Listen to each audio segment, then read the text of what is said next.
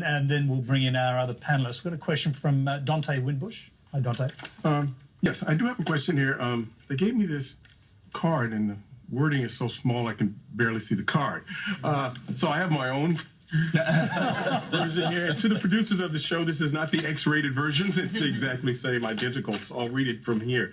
As an African-American and a college graduate that has lived in Australia for 22 years, I quite often deal with racism and discrimination on a regular basis, especially in my profession, and I can elaborate on that a little later if you'd like, especially in my line of work. Now, some of it is institutionalized, some of it is hidden, and some of it is blatantly in your face.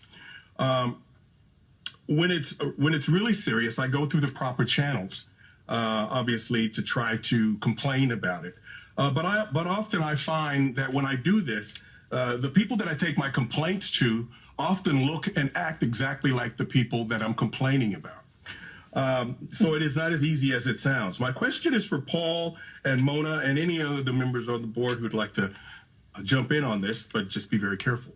In writing about racism and discrimination and injustice and police brutality, and the list goes on, do you find that when discussing and or writing about these topics that your presentation is much more likely to be absorbed by your audience if you put a humorous spin on them, or if you take a more serious approach and a direct approach to these topics? Okay, I'm going to start with Mona, because